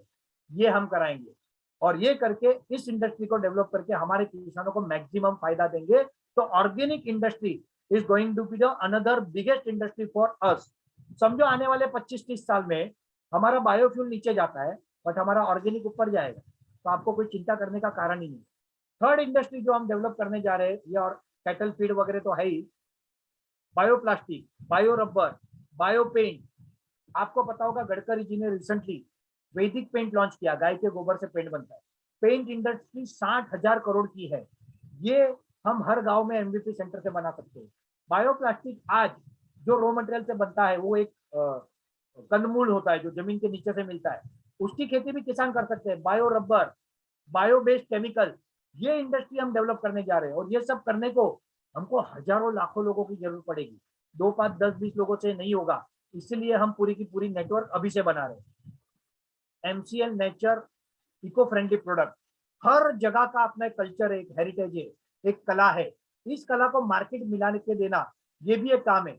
हर ग्राम पंचायत में हमारे जो सेंटर होंगे ना, वो एक दुकान होगी, और उस दुकान में ये प्रोडक्ट को भी हम प्रमोट करेंगे। भारत भर तो करेंगे ही करेंगे, विदेशों में करेंगे। और इस तरह के मल्टीपल बिजनेस होने के कारण हमारे बिजनेस को कभी कोई तकलीफ आने वाली नहीं है। एक में कम ज्यादा हुआ तो बाकी में बढ़ेगा। तो आज तक इस इंडस्ट्री में किसी ने इस तरह से ना सोचा और ना किया। ये सिर्फ किसी ने सोचा तो डॉक्टर श्याम गोलब सर ने। और आज हम इस लेवल पे पहुंच गए कि कोई हमको कॉपी करना भी चाहे ना, उसको हम तक पहुंचने को और 5 साल लगेंगे, तब तक हम बहुत आगे निकल गए होंगे। MCL Meera clean fuel limited, ये हमारी पेरेंट कंपनी है। हर तालुका में जो हम फैक्ट्री लगा रहे हैं उसे हम एमबीएस, एमसीएल बायोफ्यूल स्टार्टअप कहते हैं। हर तालुका में किसानों को जोड़ने के लिए जो सिस्टम हम बनाते हैं, वो है फार्मर प्रोड्यूसर कंपनी, जिसे हम एमसीएल प्रोड्यूसर ऑर्गेनाइजेशन कहते हैं। हर ग्राम पंचायत में जो सेंटर डेवलप होते हैं उसे हम एमवीपी सेंटर, ये हमारा सर्विस सेंटर, हमारी दुकान, ये हमारी membership centre, training seminar centre होता है। ये सारी सिस्टम एक सपोर्ट सिस्टम जो आपको मेंबर बनाने में, आगे ऑर्डर लेने में सपोर्ट करेंगे, उसे हम चैनल पार्टनर सीपी कहते हैं। और उसके अलावा आपके तहसील के consulting team, expert, retired government officers, engineers, CS, आपके साइंटिस्ट, और इस तरह के लोग जो बिजनेस करने नहीं आएंगे मगर इस मिशन को सपोर्ट करने आएंगे, ऐसे टीम ऑफ एक्सपर्ट, जिसे हम कंसल्टिंग टीम कहते हैं, इनके लिए भी हमारे पास प्रोविजन है। मित्रों, सबसे पहले आपको अगर इससे जुड़ना है तो आपको एक 10 लाख रुपए ज्वाइंट वेंचर फी देनी होती है। फिलहाल कंपनी ये चाहती है कि हमारे लोगों का ज्यादा भला हो, और इसलिए एमसीएल अपने 100 करोड़ ऑथोराइज शेयर कैपिटल में से आपको ₹1 फेस वैल्यू के प्रमोटर कोटा शेयर ₹30 के भाव से आपको देखिए, जो 2 से 3 महीने में आपके डीमेट अकाउंट में आते हैं। ये शेयर्स आपको आईपीओ तक रखने हैं। 3 से 6 साल में आईपीओ आएगा, तब इसका बहुत अच्छा भाव होगा। कंपनी का अंदाजा है कि कम से कम ₹1,000 के ऊपर हम आईपीओ में आएंगे। तो 10,05,000 क्योंकि प्रमोटर कोटा शेयर है, तो प्रमोटर के अकाउंट में पैसे जाने के, और चीफ प्रमोटर है मीरा शिवाजी गोलक मैडम, मतलब सर की मदर, हम उनके अकाउंट में ₹10,05,000 पर्सनल अकाउंट में देते। आपके पर्सनल सेविंग अकाउंट से मीरा शिवाजी गोलक मैडम के पर्सनल सेविंग अकाउंट में पैसे जाते हैं, और एमसीएल के प्रमोटर कोटा शेयर आपको डीमेट अकाउंट में मिलते हैं। ये शेयर 33,500 शेयर होते हैं। ये जब आईपीओ आएगा, और जो सर का टारगेट है कि ₹1,000 से आए, तो ये आपको 35 से 40 गुना रिटर्न देंगे। मतलब आपको 10 लाख का 4 से 5 करोड़ रुपया फायदा होगा। मगर हम नेगेटिव सोचते, सोचना चाहिए, उसमें कोई बुराई नहीं है। समझो ₹300 ही हुआ, सिर्फ हमने कोलार का प्लांट चालू किया, 1,000 नहीं हुआ, 300 हुआ, तो भी आपको 10 गुना रिटर्न मिलेगा। और ये रिटर्न हम बड़े बड़े इन्वेस्टरों को नहीं देना चाहते, हम हमारे परिवार को देना चाहते हैं। इसलिए आपको हम ये शेयर दे रहे हैं। शेयर के बारे में कहूंगा तो बहुत लंबा विषय, बट एक एग्जांपल देता हूँ। एमआरएफ के शुरुआती काल में एक व्यक्ति ने शेयर लिए थे। उस व्यक्ति को पैरालिसिस हो गया, उनका पोता उनको लाया, उसको ठीक किया, और उन्होंने फिर उसको बताया मेरे पास ऐसे शेयर पड़े। जब उन्होंने शेयर लिए थे, कुछ ₹55,000 के शेयर थे। जब उन्होंने पता लगाया, तब वो 128 करोड़ के शेयर। पेटीएम आप सब जानते हो, पेटीएम को जब पैसे की जरूरत थी, उन्होंने अपने 40% शेयर ₹8 लाख में दिए थे। अभी उनका आईपीओ आया, ₹2,100 से, और शेयर चला गया ₹1,500 पे। तो लोग कहते हैं नुकसान हुआ, बट ये सोचो कि जिन्होंने ₹10 से शेयर लिए थे उनको क्या हुआ। ₹10 का ₹1,500, ₹2,000। ये मौका आपको मिले, इसलिए company MCL promoter quota share आपको दे रही है। बट ये एनी मोमेंट बंद हो सकता है।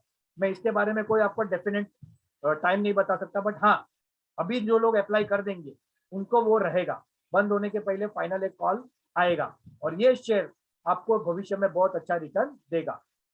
दूसरा काम आपको करना है, 10 एकड़ जमीन इस फैक्ट्री के लिए चाहिए, जिसके लिए फैक्ट्री की सारी रिक्वायर्ड परमिशन, लाइट का प्रोविजन और 315 केवीए का ट्रांसफार्मर का प्रोविजन। मतलब आपकी क्षमता 10 लाख देने के बाद और 20, 25, 30 लाख रुपए आप या आपके पार्टनर को लेके अरेंज करने की होनी चाहिए। इसके बहुत सारे रास्ते, ये आपको आपके वीडियो बनाएंगे, बताएंगे कैसे कैसे आप कर सकते हो। और ये जमीन विद फैक्ट्री परमिशन आपको आपकी कंपनी के अंडर रेडी करनी है, जिसे हम एमसीएल बायोफ्यूल स्टार्टअप यानी आपकी कंपनी होगी।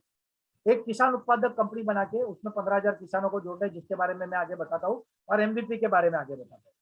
10 लाख ज्वाइंट वेंचर फी आपको बता दिया मैंने, शेयर का बेनिफिट बता दिया, permission industrial NA, construction drawing approval, state pollution, fire safety, petroleum. आज हमारे 40 प्रोजेक्ट ऐसे हैं जो ये सारी परमिशन, इसमें से मेजर परमिशन लेके आगे बढ़ रहे हैं। सिर्फ पैसों की परमिशन हमारी बाकी है, वो कोई प्रॉब्लम नहीं है, हमने उसको भी सॉर्ट आउट कर दिया है। अब बात करता है कि तालुका में हमको जो किसान उत्पादक कंपनी, फार्मर प्रोड्यूसर कंपनी बनानी है और 15,000 किसानों को जोड़ना है, तो ये क्यों जोड़ना है? What is MPO? What is MCL producer organization? MCL producer organization ये किसानों का एक संगठन है, और इस संगठन को हम हर तहसील में बना रहे। तो सबसे पहले समझते हैं what is farmer producer company. Bharat में बिजनेस करने के दो मॉडल है मित्रों, एक मॉडल है कॉपरेटिव और एक है कॉर्पोरेट। ये दोनों के कुछ अच्छे पॉइंटों को लेकर जो कॉन्सेप्ट बना है वो है फार्मर प्रोड्यूसर कंपनी एक्ट या प्रोड्यूसर कंपनी एक्ट। इसका अपना एक अलग नियम है, जैसे कि इसमें आपके पास 51% स्टेक भी रहा ना, तो भी आप उसके मालिक बन के नहीं रह सकते, एक व्यक्ति एक वोट।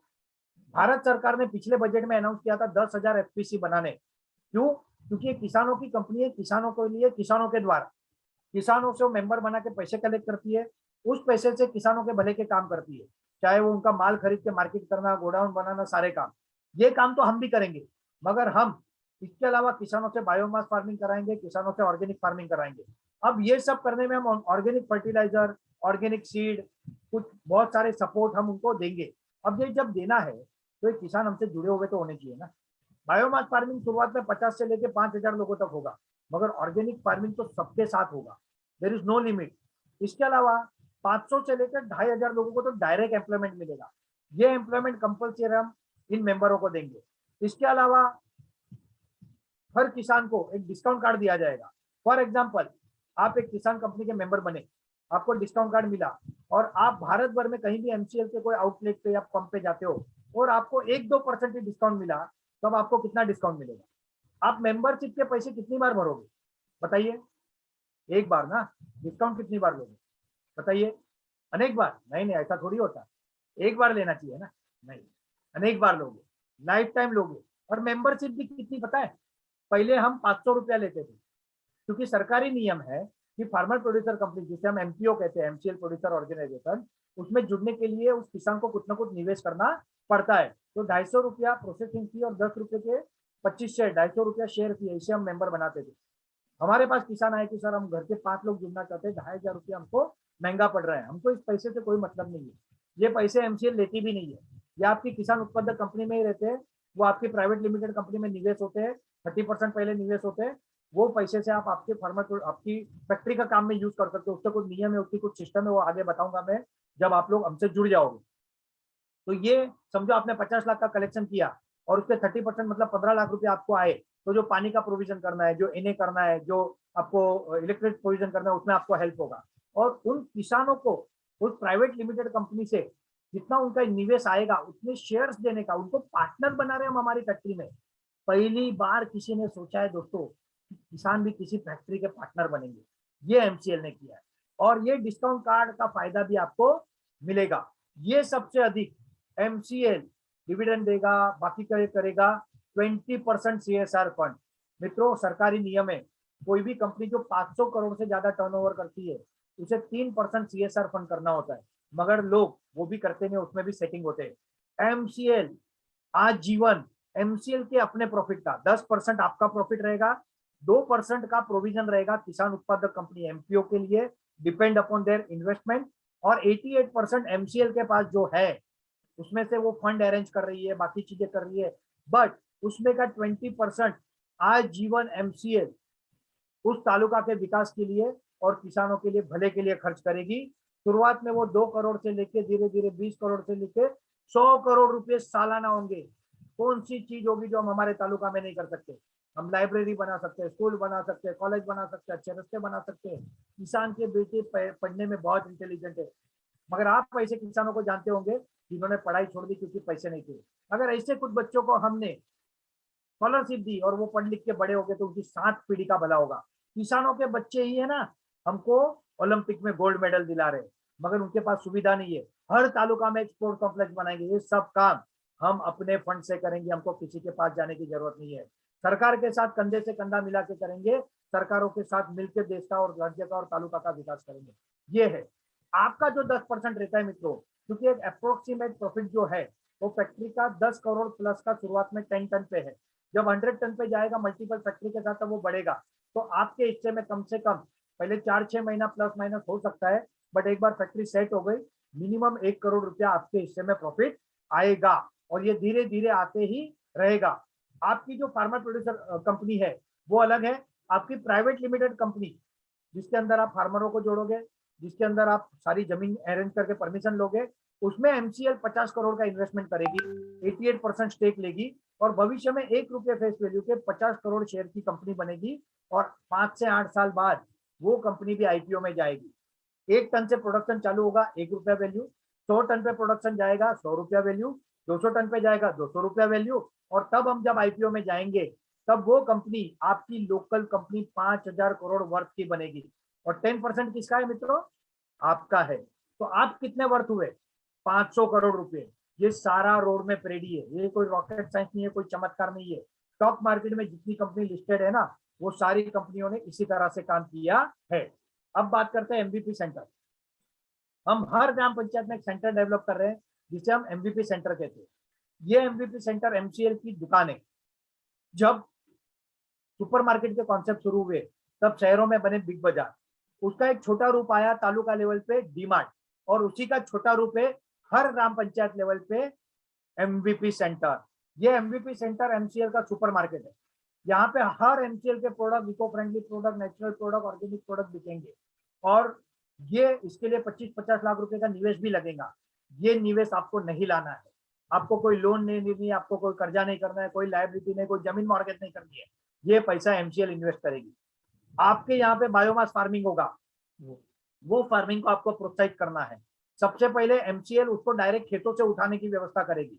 जहां पे वो शक्य नहीं होगा वहां पे किसान एमवीपी तक लाके देंगे, एमवीपी से एमसीएल उसको ले लेगी। अगर कहीं पे वो भी शक्य नहीं हुआ हो, एमवीपी को करना पड़ा तो उसके अलग से पैसे मिलेंगे। हर एमवीपी सेंटर शुरू में 25-30 हजार से लेके आगे जाके डॉक्टर शाम सर ने यहाँ तक सोचा है कि हर एमवीपी सेंटर में एक 5 से 10 टन की फैक्ट्री लगे और इसका सारा निवेश एमसीएल करेगी, तालुका एंटरप्रेन्योर को साथ में लेके करेगी। तो आपके पास 25,000 से लेके 5 लाख तक हर महीने कमाने का मौका है, मगर इसको 18 से 24 महीने लगेंगे क्योंकि आज काम चालू होगा, फैक्ट्री का आप मेंबरशिप करोगे, परमिशन लोगे, 6, 8, 10, 12 महीने उसमें लगेंगे, कंपनी को 8 से 12 महीने लगेंगे। तो maximum time to start production from your factory 24 month, ठीक है। और ये वेटिंग पीरियड है। तो आपको इसमें ज्वाइंट आपका एमवीपी बुक करने के लिए क्या करना है या करवाने के लिए 1.5 लाख रुपए ज्वाइंट वेंचर फी देनी है। जैसे तालुका वाले को 10,05,000 देके उसके शेयर मिल रहे, वैसे क्योंकि वेटिंग पीरियड है इनका, वेटिंग पीरियड है आपका, तो वेटिंग पीरियड का बेनिफिट आपको शेयर दे रहे। ये शेयर 1.5 लाख रुपए में 5,000 शेयर आपको प्रमोटर कोटा में मिलेंगे। नंबर 2, आपके पास आधा एकड़ आपका या आपके परिवार में किसी का लैंड का प्रोविजन होना चाहिए जिसमें वो सेंटर डेवलप होगा, उसका तार कंपाउंड, इलेक्ट्रिक प्रोविजन आपको करना है नॉर्मल। 2 एकड़ जमीन आपकी खुद की या किसी और की, जिसमें जब हम बताएंगे तब नेपियर घास का डेमो फार्मिंग करना है। डेमो फार्मिंग करने के लिए तालुका वाले को जो सीड है वो तालुका वाले आपको देंगे और तालुका वाले को कैसे करना है वो हम बताएंगे। और रोड कनेक्टिविटी उसको होना चाहिए क्योंकि माल आएगा जाएगा। तो इस तरह के एमवीपी सेंटर हमको हर ग्राम पंचायत में डेवलप करने हैं। It's a triple bottom line product, waste to biomass, MCL biofuel estate, connection center, demo farming, nursery, training, ये सारे मल्टी ब्रांड शोरूम, ये सारा काम एमवीपी सेंटर के थ्रू होगा। मित्रों, आप सब जानते हो कि एक समय था जब भारत विश्वगुरु था, दुनिया का 60% बिजनेस भारत कंट्रोल करता था। भारत में बहुत सारे आक्रमण हुए और फिर आए British east India company. East India company ने क्या किया? हमारा सोना लेके गया, सब कुछ लेके गया? नहीं, वो हमारी खेती बर्बाद करके गए, हमारे किसानों को खराब करके गए, क्योंकि उनको रॉ मटेरियल चाहिए था उनकी कॉटन इंडस्ट्री के लिए। तो उन्होंने पूरा हमारा सब रोड में बदल दिया। उसके पहले हमारा तालुका, हर तालुके आत्मनिर्भर थे, आज नहीं है। British east India company version 2 आज भी भारत में है। आज भी अनेक कंपनियों को आप देख सकते हो जो भारत से बाहर पैसे लेके जा रही है। मित्रों, मेरा एक सवाल है आप लोगों, जितनी भी कंपनियां प्रोडक्ट बना रही है, चाहे वो अनाज हो, बिस्किट हो, चाहे वो फरसान हो, चाहे साबुन शैम्पू हो, इसका रॉ मटेरियल कौन देता है? किसान ना। आपके खेतों से रॉ मटेरियल जाता है। जब आपके खेतों से रॉ मटेरियल जाता है तो वो कंपनी अरबों खरबों के प्रॉफिट कर रही है, आप क्यों नहीं कमा रहे? क्योंकि किसान के पास होल्डिंग पावर नहीं है, मार्केटिंग पावर नहीं है, प्रोसेसिंग पावर नहीं। यही हमको करना है और ईस्ट इंडिया कंपनी वर्जन 2 को भारत से बाहर निकालना है। अर्थात हमको इतना स्ट्रांग बनना है कि हम दुनिया में जाके बिजनेस करें। ये काम एमसीएल कर रही है। हमारी पॉलिसी है वन एंटरप्रेन्योर वन तालुका। एक बार हम तालुका में एक व्यक्ति के साथ टाइप कर देते हैं और वो अच्छे से काम करता है तो उस तालुका में हम दूसरा एंटरप्रेन्योर नहीं लेते, बट एमवीपी में वो प्रोजेक्ट करके काम कर सकते हैं। हमारे फ्रीडम फाइटर ने देश को आजाद कराने के लिए काम किया, अब अपना टर्न है। आज हम कैसे लोग देख रहे हैं? आज हम विजनरी लोग देख रहे हैं। छत्रपति शिवाजी महाराज, महाराणा प्रताप, ऐसे झांसी की रानी, ऐसे अनेक लोगों ने हमारे देश के लिए काम किया। छत्रपति शिवाजी महाराज जब 16 साल के थे ना, तब उन्होंने सपना देखा था कि मेरा राज्याभिषेक होगा और इस तरह से हिंदू स्वराज्य की स्थापना करूंगा। तब उनके पिताजी उनके लिए काम करते थे, जिनके सामने उनको लड़ना था। ना सेना थी ना शक्ति थी। मावड़ मतलब उस तालुका को मावड़ा मावड़ा मावड़ा प्रदेश कहते हैं और वहां के किसान, उनके दुम पे उनको लड़ना था और उन्होंने वो विजन देखा, उन मावड़ाओं ने उन पर विश्वास किया। आज हम इंजिन देख रहे, आज हम बोगी नहीं देख रहे, आज हम विजनरी लोगों को देख रहे। आज ऐसे लोगों को हम देख रहे जो विश्वास करके सोच समझ के आ सकते हैं, जैसे हम आए और आज 650 लोग आए। आने वाले समय में जब सब दिखेगा तो पूरी दुनिया आएगी, मगर आज जो आएगा ना वो सच्चा सिपाही है, वो विजनरी है और ऐसे लोगों के लिए एमसीएल में आप सबका स्वागत है। मित्रों, कुछ जनरल प्रश्न आते हैं, वो प्रश्न और उसके जवाब भी मैं आपको बताना चाहता हूँ। How do company will arrange big fund? एक प्रोजेक्ट के लिए 50 करोड़, 200 के लिए 10,000 करोड़, 2,000 के लिए 50,000 करोड़, इतना पैसा कैसे आएगा? मित्रों, सबसे पहले ये समझते कि कोई भी इंडस्ट्री को फंड कैसे आता है। कोई भी इंडस्ट्री को फंड तब आता है जब उसमें प्रॉफिट हो। आज ऑयल एंड गैस इंडस्ट्री दुनिया की सबसे बड़ी इंडस्ट्री है और उसमें एक रिफाइनरी लगती है ना तो 1 लाख करोड़ 2 लाख करोड़ आता है। और अगर हमको पूरी 3,000 प्रोजेक्ट लगाने हैं ना तो हमको 1.5 लाख करोड़ चाहिए। तो एक रिफाइनरी से भी कम फंड हमको चाहिए और इस इंडस्ट्री में बड़े बड़े फंड अवेलेबल है।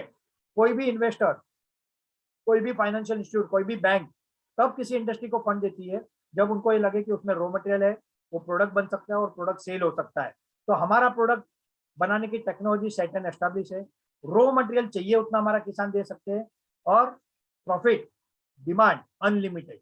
तो इसके कारण इस इंडस्ट्री को फंड का कोई प्रॉब्लम नहीं है। इंडिया में प्रायोरिटी सेक्टर लैंडिंग में बैंक ऑफ बड़ौदा और स्टेट बैंक ऑफ इंडिया दो ऐसे बैंक है जो इस प्रोजेक्ट को, सीबीजी कैटेगरी प्रोजेक्ट को 7% फ्लैट इंटरेस्ट रेट पे लोन देते हैं।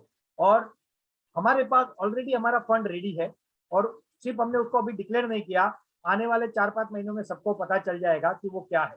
तो fund is not a problem for this industry. वो डॉक्टर श्याम सर और एमसीएल का कंसर्न है, वो लोग कर रहे हैं, वो उन्हीं को ऊपर छोड़ देते हैं। In case what if company can not set up plant, अगर कंपनी प्लांट नहीं लगा पाई तो क्या? मित्रों, प्लांट क्यों नहीं लगेगा? टेक्नोलॉजी नहीं होगी तो नहीं लगेगा, रॉ मटेरियल नहीं होगा तो नहीं लगेगा और पैसा नहीं होगा तो नहीं लगेगा। तो ये तीनों चीज सेट एंड एस्टेब्लिश है तो लगना तो है ही, मगर बहुत बहुत तो क्या हो सकता है, 4, 6, 8, 12 महीना आगे पीछे हो सकता है। इस चीज की मानसिक तैयारी आपको रखनी है। कोई भी चीज में चैलेंजेस आ सकती है तो यही आपको ध्यान रखना है। How much time will it will take for factory to run? आपका रोल है आपकी कंपनी के अंदर जमीन अरेंज करके सारी परमिशन लेना, वो लीज जमीन भी चलेगी, लीज आपको देना है और एक फार्मर प्रोड्यूसर के अंदर 15,000 किसानों को जोड़ना। समझो आपने 6 महीने में कर दिया तो अगले 12 महीने में कंपनी आपकी फैक्ट्री रनिंग कर देगी। आपने 12 महीने में किया तो कंपनी को 12 महीने ही लगेंगे, इसलिए हायर टाइम इज 24 मंथ, उसको 18 महीने तक भी हम ला सकते हैं।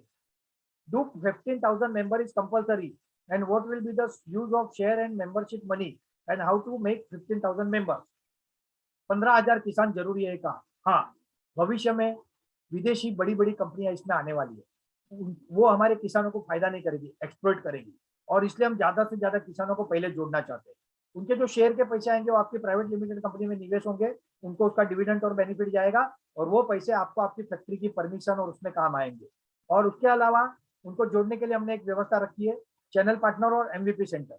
हर एमवीपी सेंटर को आप टारगेट दे सकते हो। फॉर एग्जाम्पल, आपके तालुका में 50 ग्राम पंचायत है, आपको 15,000 बड़ा लगता होगा, अरे 15,000 कैसे जोड़ूंगा, मगर एक ग्राम पंचायत में अगर 2,000 लोग हैं और 300 लोगों को जोड़ना है, देन इट इज इजी।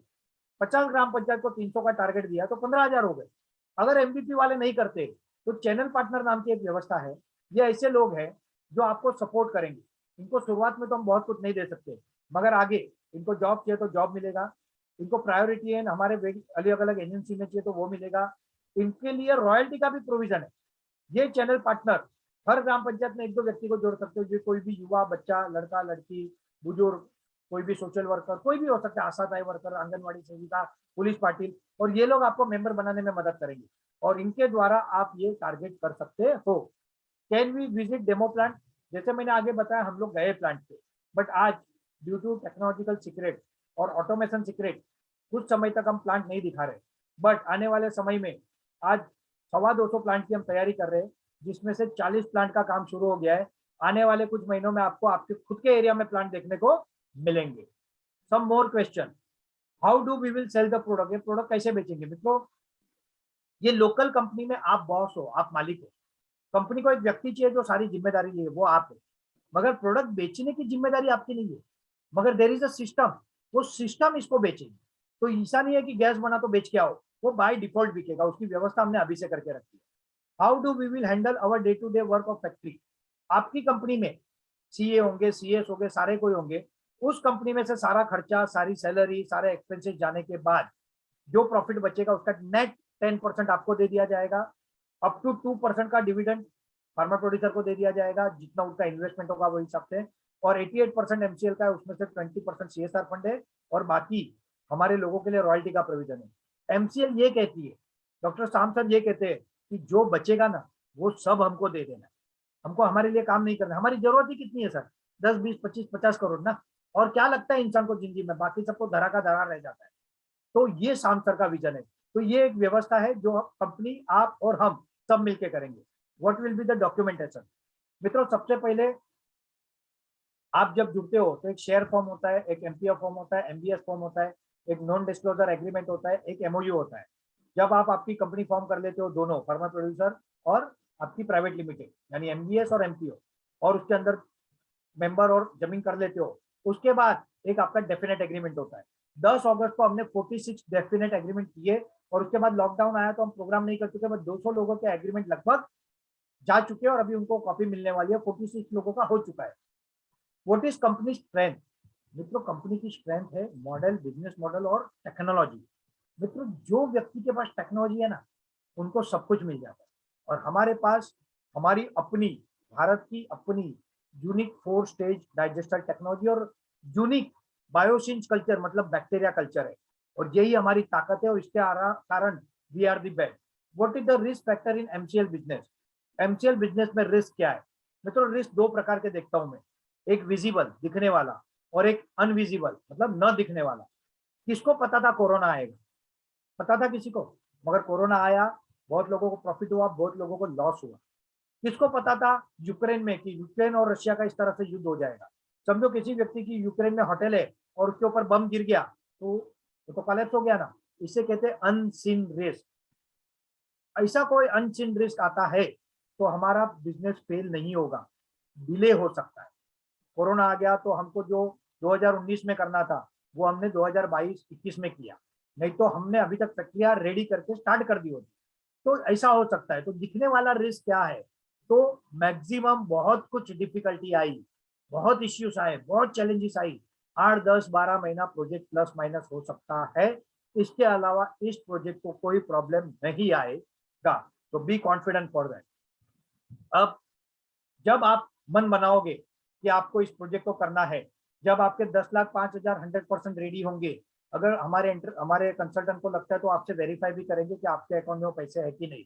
उसके बाद एक आपका गूगल फॉर्म भरा जाता है, उसके बाद इंटरव्यू आता है। इंटरव्यू एमसीएल के डायरेक्टर या वाइस प्रेसिडेंट लेते हैं। आज का इंटरव्यू रेशियो ऐसा है कि 100 में से मुश्किल से 10 लोग सिलेक्ट होते हैं। 90 लोगों को हाथ जोड़ दिया जाता है कि सर आप या तो एमवीपी कीजिए या तो हमारे साथ भविष्य में और कुछ कीजिए। अब इसमें क्या देखा जाता है इंटरव्यू में? सबसे पहले देखा जाता है उस व्यक्ति का प्रेजेंटेशन। अगर आप मोबाइल से 55 करोड़ की फैक्ट्री के लिए मोबाइल से उस मीटिंग को इन कर रहे हो तो नहीं चलेगा। You should join that meeting with laptop. आपका कॉन्फिडेंस, आप किस तरह से अपने आप को प्रेजेंट करते हो देखा जाता है। आपकी लीडरशिप क्वालिटी देखी जाती है। आपका सोशल एंगल, कभी समाज के लिए आपने कुछ किया भी है क्या कि नहीं किया है, वो देखा जाता है। आपका विजडम, आपकी सच्चाई, उसको देखा जाता है। आपकी विजन और मिशन की क्लियरिटी देखा जाती है। Why you are coming in MCL, क्या जरूरत है आपको एमसीएल में आने की, वो देखा जाता है। आपकी लाइफ जर्नी, अगर आपकी लाइफ जर्नी में अप एंड डाउन है तो बहुत अच्छी बात है, उसको देखा जाता है। ये सारे एंगल पे तोलने के बाद आपका सिलेक्शन होता है। और अगर सिलेक्ट होते हो, you are the luckiest person, let me tell you. शायद आपको पता नहीं होगा कि आज लोग क्या क्या कर रहे हैं जुड़ने के लिए। कोई पार्टनरशिप देने को तैयार है, कोई दूसरे को इंटरव्यू पे बुला के उसके साथ पार्टनर बनने को तैयार है। इस तरह से काम हो रहे। तो जिनको इसकी वैल्यू पता चल गई है ना, वो लाइन लगा के बैठे। महाराष्ट्र में 300 प्रोजेक्ट हम बुक कर सके, सिर्फ नागपुर वेस्ट में थोड़ा सा बाकी है। तो महाराष्ट्र में आज कोई हमारे पास मिनिस्टर भी आया ना, हम नहीं दे सकते। 3 सिटिंग राज्यसभा सांसद उन्होंने प्रोजेक्ट बुक किए इंटरव्यू देके। 6 एमएलए ने बुक किए, 12 साइंटिस्ट ने बुक किए, 40-50 उद्योजक ने बुक किए। मगर major people are middle class, upper middle class and farmer. ये हमारा मेन कैटेगरी है। तो ये इंटरव्यू बहुत इंपॉर्टेंट है, इसकी पूरी तैयारी करो। जब तक तैयार ना हो आगे ना बढ़ो। फंड रेडी करो, सीखो, समझो, जानो। अगर आपके मन में कोई सवाल रह गए हो जिसके जवाब ना हो तो पूछो और उसके बाद आगे बढ़ो। It's a time to open our eyes. पूरी दुनिया जल रही है, बर्बाद हो रही है। हमको अब हमारी आंखें खोलनी चाहिए। वी आर टू लेट, हम ऑलरेडी लेट हो चुके हैं मित्रों। पूरी दुनिया सॉल्यूशन की तरफ देख रही है और सॉल्यूशन हमारे पास है। We have the only solution. It's more than the business. ये सिर्फ बिजनेस नहीं है, ये धरती माता की प्रति अपना कर्ज निभाने का समय है। ये भारत माता के प्रति अपना कर्ज निभाने का समय है। ये हमारे देश के किसानों के लिए, मजदूरों के लिए, युवाओं के लिए, सबके लिए कुछ कर दिखाने का समय है। वी हैव नो वर्ल्ड, हमारे पास एक ही पृथ्वी है। और हमारा किसान हमारी ताकत है, हमारा किसान हमारा बैकबोन है।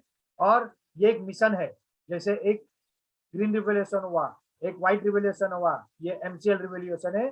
भारत को ईंधन के क्षेत्र में आत्मनिर्भर बनाना और हर तालुका को सुजलाम सुफलाम तालुका बनाना। तालुका का माध्यम से जिला, जिले के माध्यम से राज्य, और राज्य के नीचे फिर से एक मजबूत भारत का निर्माण करना।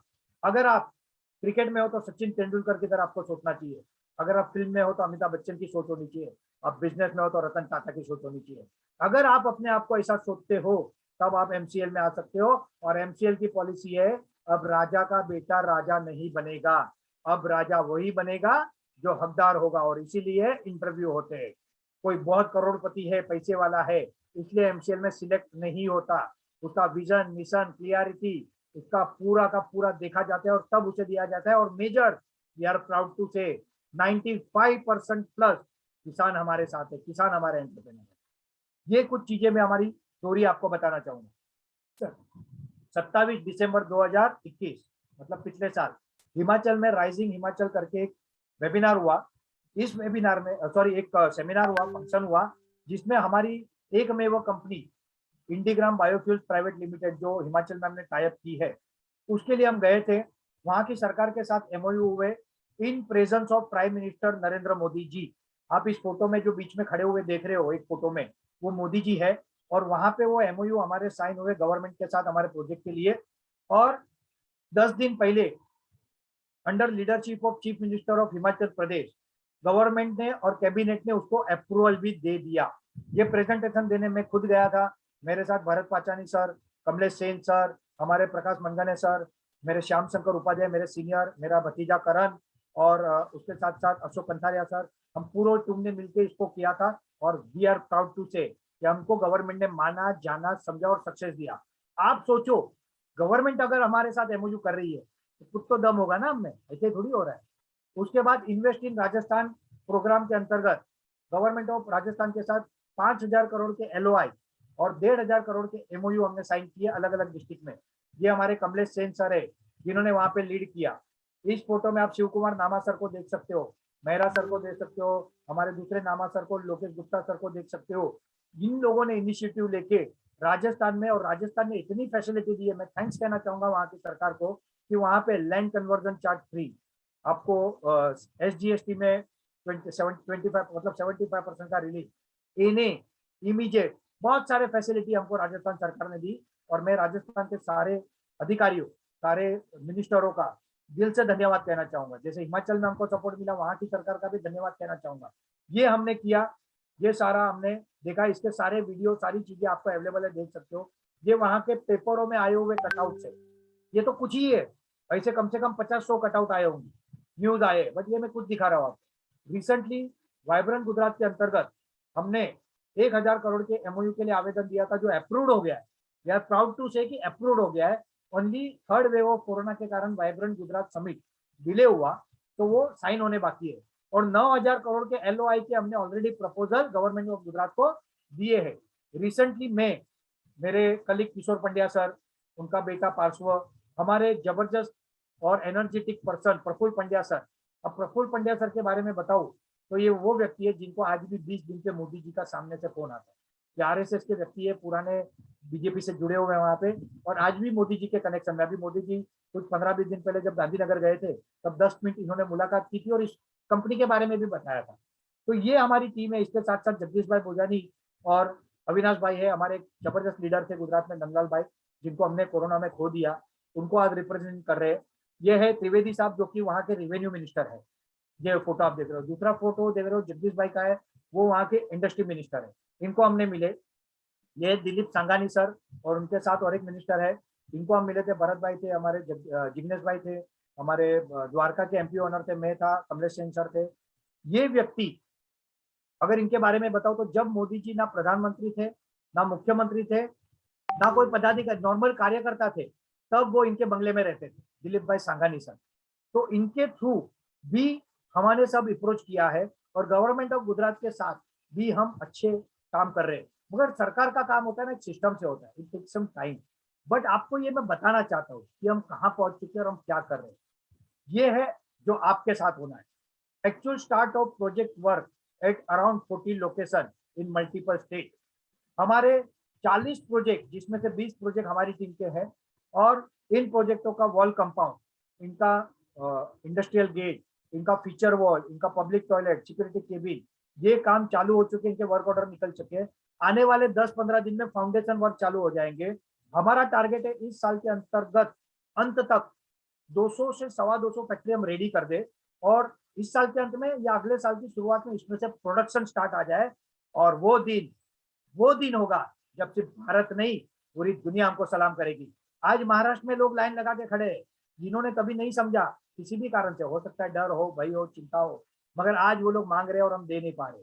यही परिस्थिति आप गुजरात में, राजस्थान में, कर्नाटक में, मध्य प्रदेश में हो रही है, और यही परिस्थिति आने वाले कुछ समय में पूरे देश में होगी। तो ये एक्चुअल स्टार्ट ऑफ वर्क हो चुके हैं, ये आपको हम बताना चाहते हैं। मेरी टीम, हमारा परिवार, welcome to MCL family by SSK Bharat management and media private limited. मैं कार्तिक रावल, इसका एग्जीक्यूटिव डायरेक्टर, मेरे सीनियर, मेरे पार्टनर, मेरे डायरेक्टर एडवोकेट श्याम शंकर उपाध्याय, मेरी एसएसके भारत की पूरी टीम, मेरी एमसीएल की पूरी टीम, और साथ में मेरे स्ट्रॉन्ग लीडर्स, जिनके कारण आज हमने 311 प्लस तालुका बुकिंग का टारगेट कंप्लीट किया है। हम सब मिलके आप सबका दिल से इस मिशन में स्वागत करते हैं। आइए दोस्तों, सब मिलके फिर से भारत को आत्मनिर्भर बनाते, सुजलाम सुफलाम बनाते, किसानों का उद्धार करते, देश का भला करते, धरती माता की सेवा करते, और कुछ करके दिखाते। Thank you very much. जय हिंद, जय भारत। अगर आपके कुछ सवाल रह गए हो तो यहाँ पे मैं अभी क्योंकि क्वेश्चन आंसर नहीं ले रहा हूँ, बट आप लिखिए, जिस व्यक्ति ने आपको इन्वाइट किया है उनसे बात कीजिए, उनसे कम्युनिकेट कीजिए, और वो आपको उसके जवाब देंगे। नहीं दे पाएंगे, वी आर देयर। हमारी रिस्पॉन्सिबिलिटी है सिर्फ आपको लाना नहीं, आपकी फैक्ट्री एक्चुअल में प्रोडक्शन स्टार्ट करे, वहां तक हम आपके साथ खड़े, एमसीएल आपके साथ खड़े। तो बहुत बहुत धन्यवाद, शुक्रिया। फिर से एक बार आप सबको चैत्र नवरात्रि और गुड़ी पाड़वा की ढेर सारी शुभकामनाएं। शुभम भवंतु। जय हिंद, जय भारत।